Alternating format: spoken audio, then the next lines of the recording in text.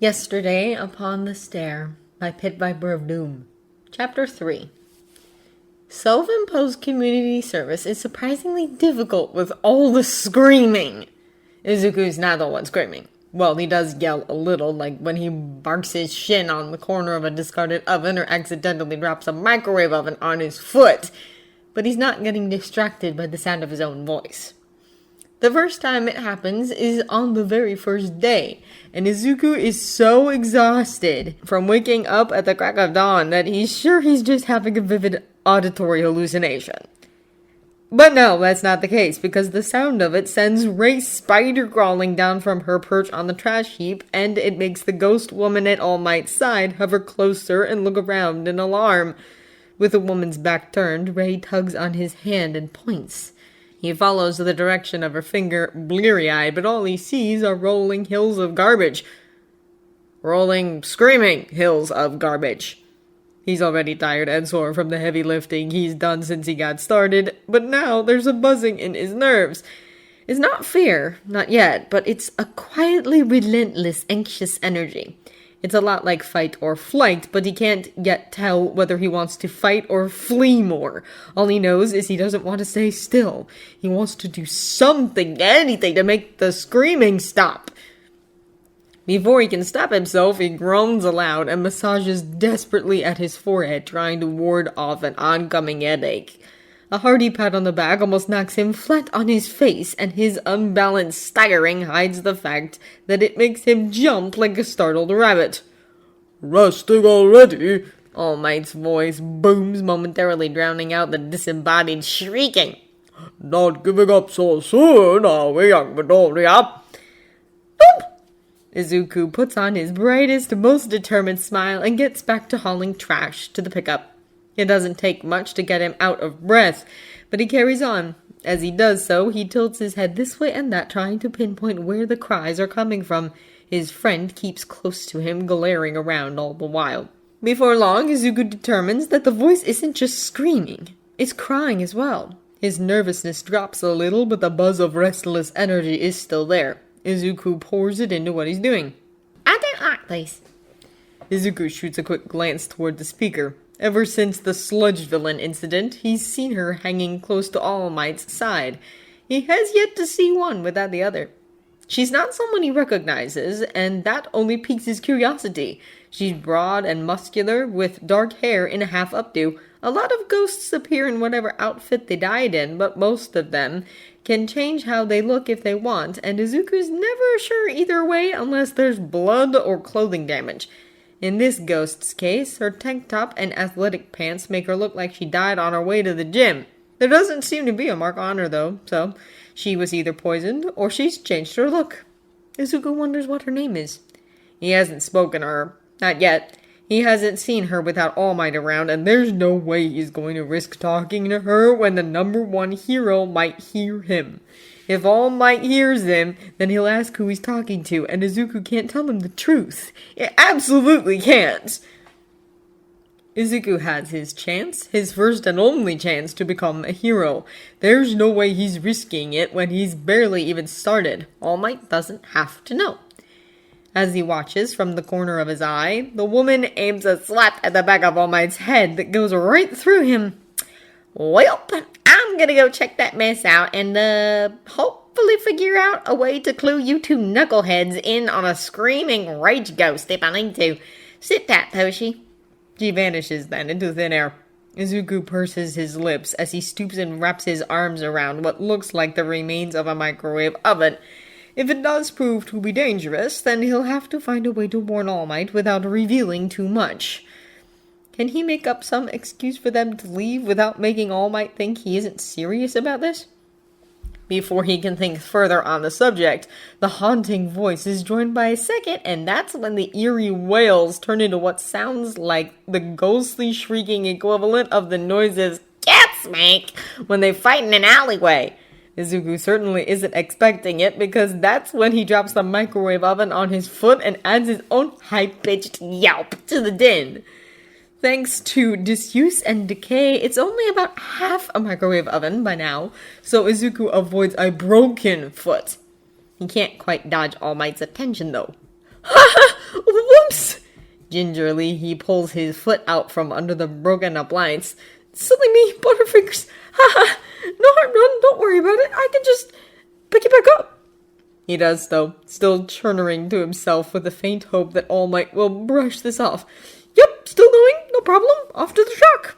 Except there's a very good chance that All Might's ghost friend is tangling with an unhappy poltergeist at the moment, and Izuku has no way of escaping his attention long enough to defuse the situation. He loads the broken microwave oven and almost bumps into Rei. Her hair is beginning to stir without any help from the wind, and that's usually a good sign that she's uneasy too. Izuku chews his lip and dawdles over choosing the next piece of trash to grab. The woman must be someone All Might knows. She doesn't look enough like him to be a relative. Maybe a friend? A girlfriend? Did All Might ever even have a girlfriend? He certainly has a lot of female fans. He's getting off track. The point is, if she's spending her afterlife following him around, then there was some kind of bond. There had to be.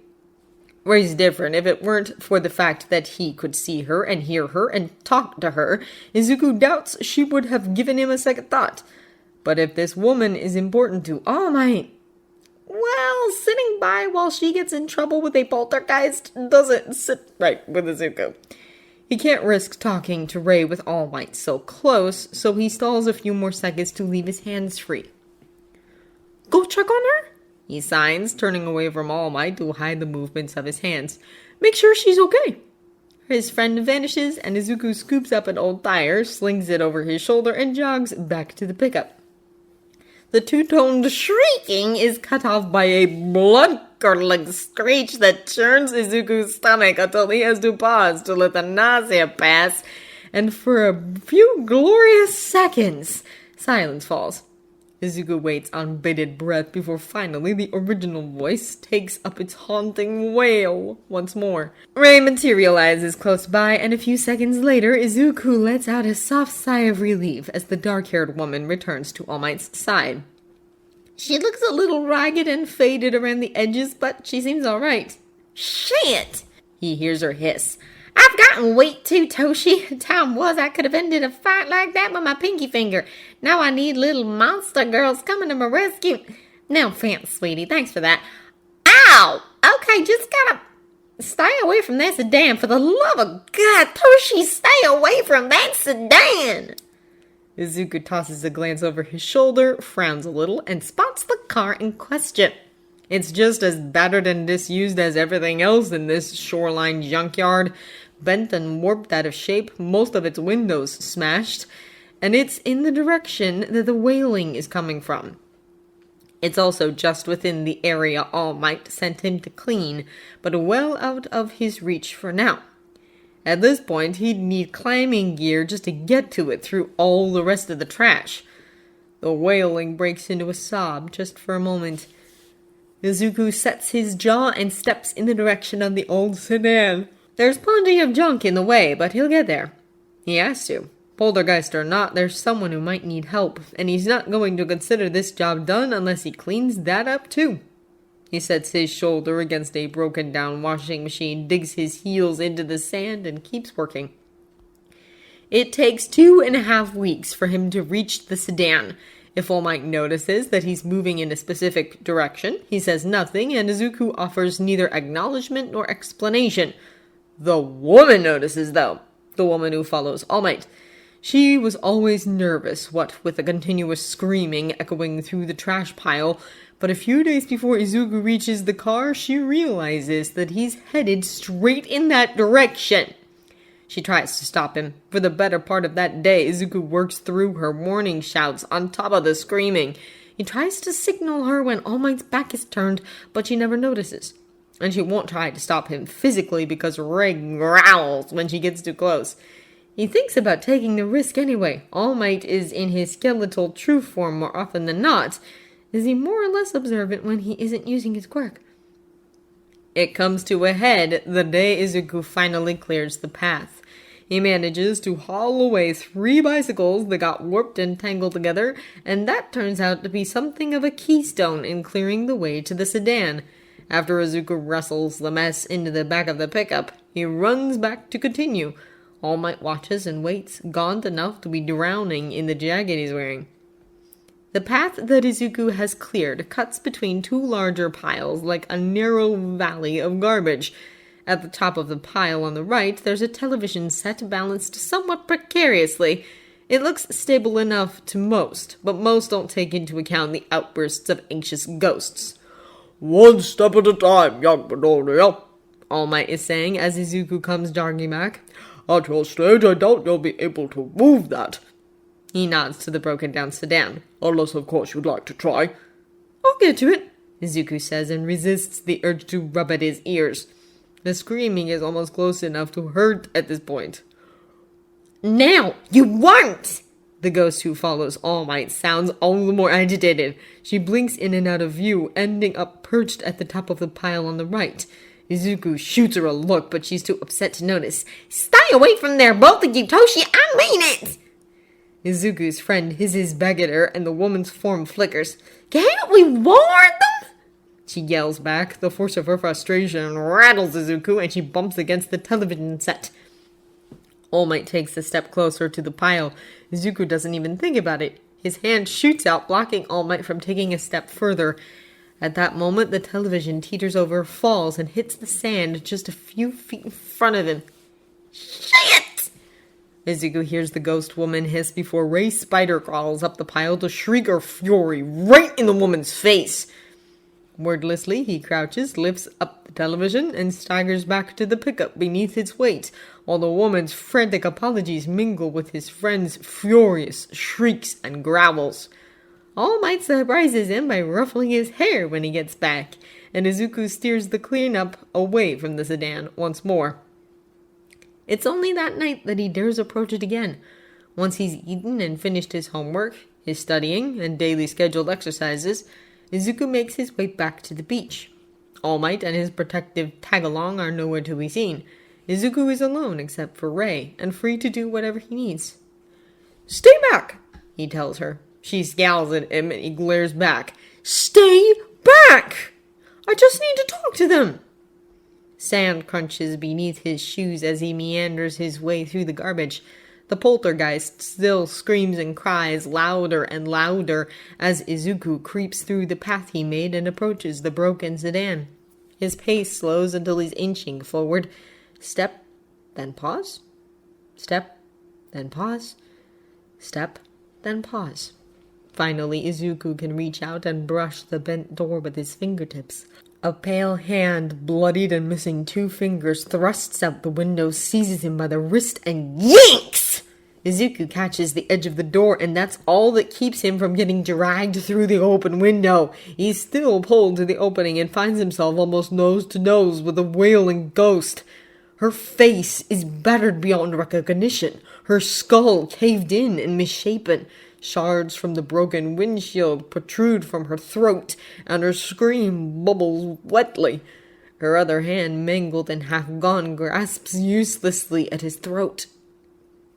Terror rushes him, and for a split second Izuku drowns in it. It fills his chest and moves outward, buzzing just beneath his skin, filling his head like cotton. Izuku breathes in, breathes out, and continues to do so as he waits for the fear to ebb and recede. Dimly, he can still hear the waves lapping at the beach, and he focuses on that sound. The terror washes over him the way the waves wash over the sand and roils in his stomach for a few seconds before it finally filters out again, leaving him shaky but clear-headed. His friend is staying back, technically, but he feels her clutching at his jacket sleeve and hears her soft, high-pitched warning snarl. He coughs, swallows the lump in his throat, and shifts his weight in the sand.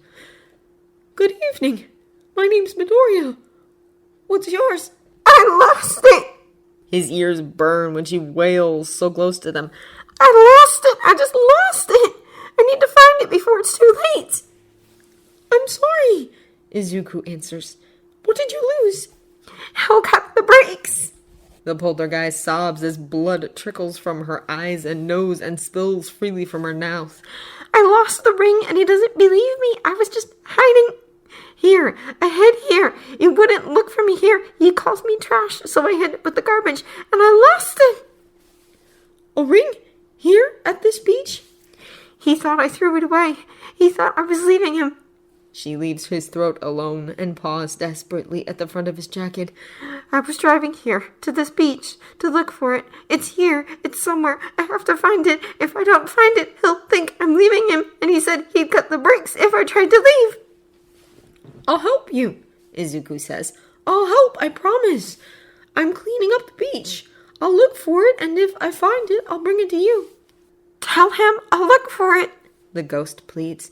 Tell him he doesn't need to cut the brakes. I'll help you, Izuku repeats, though it feels as if his throat is closing. It's going to be all right. I'll help you. The hands on his jacket and wrist vanish. The woman vanishes. Izuku finds himself leaning against the broken sedan, staring through the smashed-in window of an empty car. Stinging pain in his hand makes itself known. In catching himself on the door, he'd cut his palm on one of the shards left by the window. On his other hand, the finger-shaped bruises encircle his wrist. Before going to bed that night, Izuku does a quick internet search. He finds a news story from just a few months before. After a year-long trial, one Takeshi Matsumoto was convicted of murdering his fiancée by sabotaging her car. Izuku recognizes the car and its trapped driver in the photos, shuts off the computer, and sleeps about as well as you'd expect. The poltergeist is quieter after that. That's a good thing, because that means All Might's ghost friend is less nervous, Rei is less snappish, television sets are less likely to fall on anyone, and Izuku can focus better on the task at hand. Or rather, the tasks. It's entirely possible, highly improbable, that he stumbled across the ring and thrown it away by accident already. But until he's cleaned up this beach, he has no way of knowing. Which means that rather than clearing just a section of the horizon, like All Might told him to, he might have to clear the entire thing instead. Oh well, he was sort of banking on that anyway. This is just extra motivation. The only real difference it makes is that now he goes out to the beach at night as well and helps the murdered ghost search the garbage pile for her lost ring. It always leaves him exhausted the next day, and All Might notices. You're not following the plan, are you? All Might chides him when he collapses in the middle of a run. Overdoing it is just as bad as not working at all, you know. If you exhaust yourself, you'll only move backwards. Gotta keep going, Izuku wheezes. Within reason, kid. Izuku grinds his teeth. It's not like he can explain why he's working himself so hard. It's good to push your limits, All Might continues. That's the entire point of this training in the first place. But you have to know those limits, so we can adjust your abilities in time for the exam. Not about the exam! Izuku tries to pick himself back up. He really does. I just have to be stronger, so I can save as many people as I can, stop murderers so people don't have to worry about cut brake lines and lost rings, stop supervillains so that people can go home and feed their pets instead of dying in hospitals, make a world where there are less ghosts for me to talk to. He says none of that. What he does say is, I have to be stronger, as strong as the strongest hero. He raises his head and meets All Might's eyes, willing him to understand, but not understand too much. A moment later, All Might is activating his quirk and scooping him right off the ground like a tired cat. You really are obsessive. There's laughter in his voice. But I can't say I don't approve. Still, impatience with your training won't help anyone, least of all you. Not to worry though, this old man will revise the plan for you. Toshi, don't give me that! The ghost woman yells. Oh, my ass! In spite of everything, Izuku laughs so hard he almost pukes. Bit by bit, the beach horizon clears. Trash and junk and litter give way to the white sand beneath, and for every heavy bag of garbage and broken appliance Izuku hauls away, the next gets lighter. He can barely remember how it feels to wake up in the morning without sore muzzles, but it gets easier. The shelter rings him up one day, tells him Miss Yamamoto's one-eyed cat hasn't been adopted yet and may have to be transferred to a different shelter to free up space. Izuku tells his mother, and that night he falls asleep with Mika purring on his chest. He gives the broken sedan a wide berth during the day. Izuku still hears the poltergeist cry from time to time. She never leaves the car, not during the day, and not when Izuku comes at night, even when he talks to her and tries to coax her out. Maybe she can't come out. After a while, Izuku stops trying. He won't risk getting close again, and beyond that, there is only one way he knows how to help her. So he trains, studies, cleans up the beach, and searches every day for the ring. When he's not doing any of these things, he tries to sleep. The entrance exam creeps closer. The garbage on the beach dwindles. No rings turn up. He cleans the beach. He works during the day with All Might's supervision, and under the cover of darkness with his best friend and only the moon and a flashlight to light their search. He cleans far more than All Might asked of him, clearing the white sand and the horizon. The entrance exam is a week away by the time Izuku can sling a broken bicycle over one shoulder and tuck a broken air conditioner under his free arm and jog both of them from the beach to the pickup at an easy pace. The ghost in the car wails and weeps day and night. Izuku thinks of her when he's studying, when he's jogging, when he's strengthening his grip under the table, and when he's lying awake at night petting his new cat and waiting for sleep to take him. At 6 a.m, on the day of the entrance exam, Izuku stands on clear white sand and drowns out her cries by screaming his frustration at the sunrise because he hasn't found the damn ring. It sticks with him in the back of his mind, persistent as a mosquito in the room. He's almost glad for the excuse to punch a giant robot in the face, because at least that gives him a period of blessed distraction. Even if it does more or less destroy his arm and legs in the process. He comes out of Recovery Girl's presence half certain that he's blown it all. 6 months of hard work down the drain, and for the first time in at least 5 of those months, he doesn't venture out to the beach that night. All in all, it's really not Izuku's day. Against all odds, he gets in! All Might meets him at the Screaming Beach with the ghostly woman in tow and his hand held up for a high five. Izuku blinks at it for a moment, bewildered, before summoning up the courage to return it. Who would he be to leave the number one hero hanging? My arm, Izuku says, trying not to talk too loudly over the wails that All Might can't even hear. And my legs. Was that supposed to happen? Figured it might. What? All Might's ghost friend heaves a sigh. You could have at least warned him, Toshi. It can't be helped. All Might goes on. You're strong enough to be a vessel, but you're still a raw beginner at using it. Which you could have warned him about, Toshi. His ghost grouses at him. Not everyone can be a big beefy man beef like you. Izuku manages just barely to disguise a stifled snort of laughter as a cough. Something the matter? All Might asks. Yes! No! Allergies! Izuku forces his face straight again. So my arm? Well, more my legs. I sort of understand my arm. I mean, I punched a huge robot in the face. I think it was the face anyway. It was really hard to tell. Well, what about my legs? All I did was jump and I completely wrecked both of them. Like I was saying, All Might interrupts. you have a quirk now, after living your whole life without one. You're not gonna be an expert at it on day one, because those 6 months don't enter into it, kid. That was your first day of possessing one for all, and that makes it day one. You could have warned me, Izuku mutters. That was at the time. Besides, it worked out, didn't it? All Might jabs him lightly in the chest, making Izuku look him in the eye. Remember what you told me about being stronger? Well, you were right.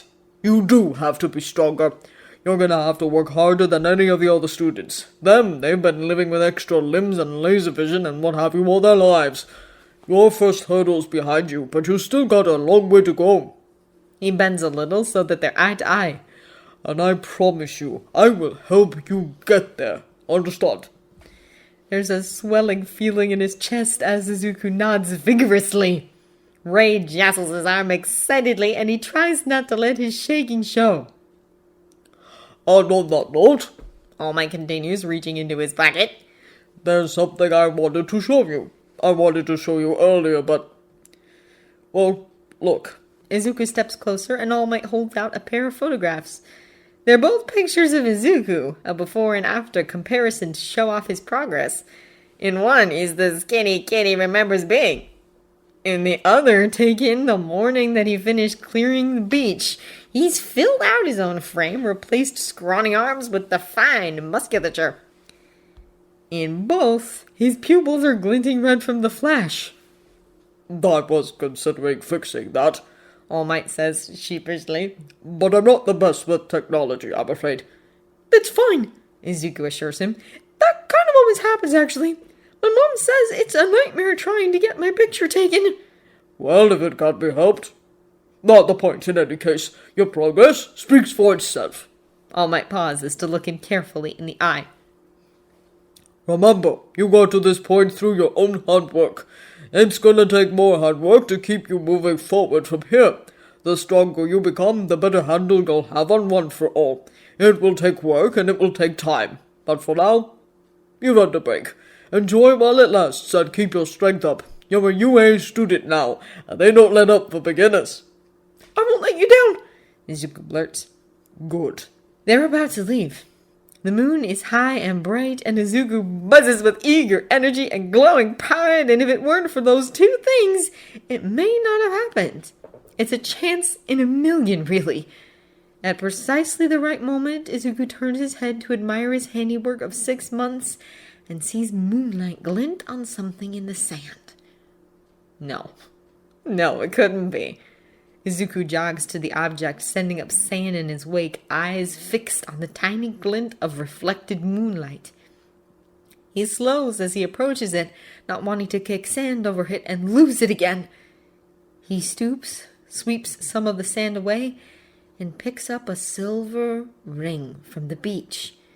It's a simple band, set with a small diamond-like stone.